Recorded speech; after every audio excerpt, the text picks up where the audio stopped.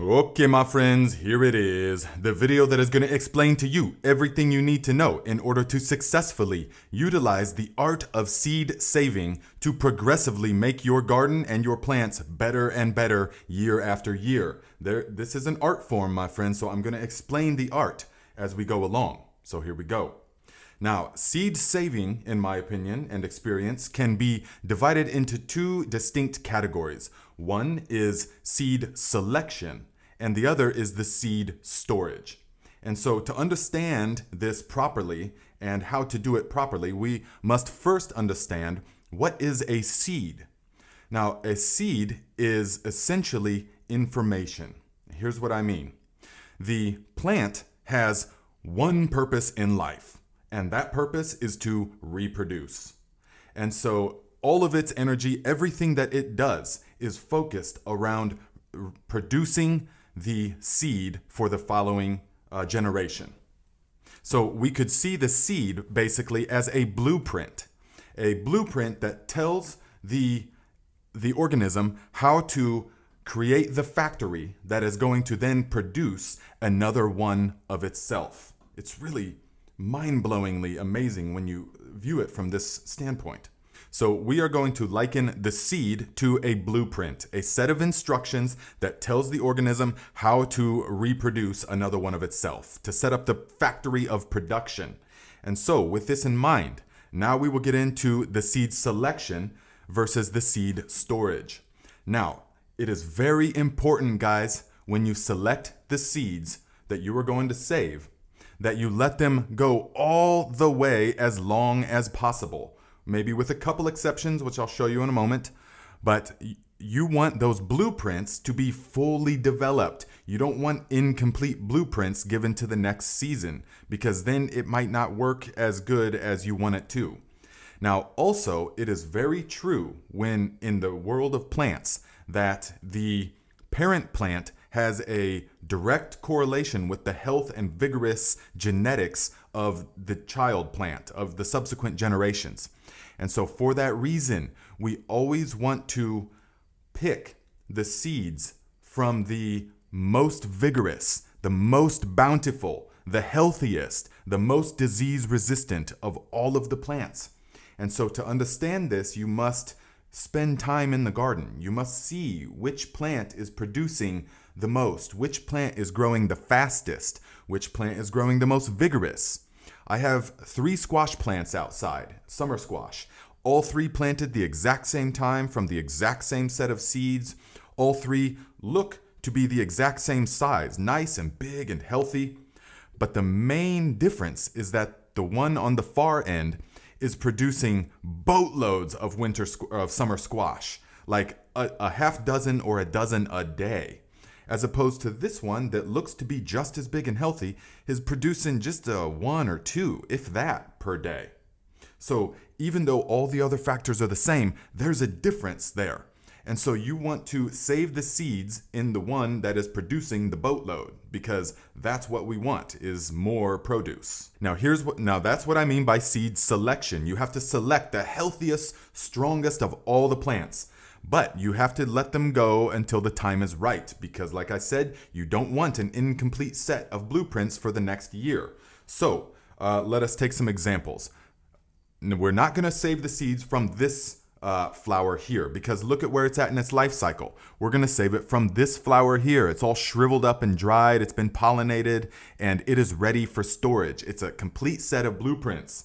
The same is going to be true with the calendula. We're not going to save seeds. We're not going to pick this one and save these seeds. We're going to wait till it's all dried out. You see how all the petals, everything started to dry. The life force is being stored. This is the one, the complete set of blueprints.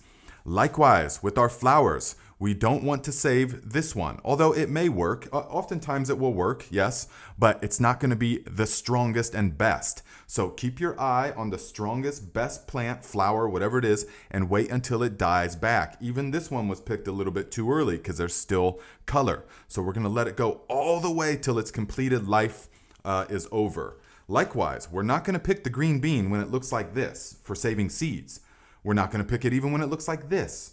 We're going to pick it when it looks like this, all dried up. You see, like this, you can hear it. And listen, that's when we will save the beans, the seeds, anything with the pod. You let it go all the way until it's totally dry. And then all we got to do is take it out and boom, then we've got the seeds. And these are going to be nice and ready for storage. And just a side note, here is how I like to package sometimes for gifts for people. You can do, this is like a 10 different seed medley of beans. But here's the thing, guys. You want to save them so that they are all of the same kind. These are all 10, 12 different varieties of pole beans. So that when I give them to people, they can just plant them along a trellis. They're all going to have the same growth habit, as opposed to having bush beans in there and stuff like that throws everything off. So you want to save the kind with the kind. Now, garlic has a direct correlation to the size of the clove, the individual clove that you plant, and the resulting bulb that you will get. You see this nice, good, healthy, big size bulb came from a nice fat clove of garlic. So around Halloween time, Thanksgiving time, when you're planting your garlic for next year, choose only the biggest, strongest ones, my friend. Likewise, onion is a biennial, okay? So we've got these nice big fat onions. And how we do this is each year we will keep the biggest, fattest, strongest ones that store all winter long. And then in the springtime, we will plant the bulb back out into the garden. And after a few, because it's a biennial, it will produce seed its second year. And so then it will produce a flower head that looks like this. And these are going to be the seeds. I picked this one a little bit early, but just to show you guys. And this is where the seeds are going to be for next year, so that we're going to save these seeds, and then that's going to give us more big, fat, strong onions. Do you see what we're doing here with all of this? Likewise with the garlic chives, we're not going to save the seeds from this one that's still in the prime of its life. This old, dried, shrivel up one where you can see the seeds, and when you kind of twist it a little bit, it's going to have some of these black things fall out. Those are the seeds. The alliums all do it in the similar way. So now with the tomatoes as well, we're going to let them go all the way. This one is a little bit light colored, unripe. This one was so ripe it fell off the vine and started to mold and decompose. We're going to keep it from this one. Now along the same lines, guys, we're not going to, so when we pick something like an herb or a flower like chamomile for use as medicine or tea, we pick it in the prime of its life, when it's the most essential oil producing. So these aren't going to be ideal for saving seeds. The ones we'll save seeds from are the ones that we let go all the way till the petals drop off and they turn brown. That's when we pick them for saving seeds. Now, the only thing I don't do this with is peppers, because peppers cross-pollinate so easily that they totally lose their characteristics. And I grow peppers for specific things that I grind into spices. And so I can't be having the jalapenos have no spice and the Ivarskis being really hot and spicy because they cross-pollinated. So peppers, I purchase them each year. Unless you're only growing one variety of pepper, then it's okay. You can save seeds from it. The same is true with corn, guys. Corn is pollinated by the wind. And when you look at the corn and you see those silks on the top of it, each one of those silks is tied to a kernel. And so every silk has to receive pollination from the other corn, from the male part of the corn plant. And if it doesn't receive full pollination, you'll open up your corn and you'll see a bunch of empty kernels that didn't get pollination.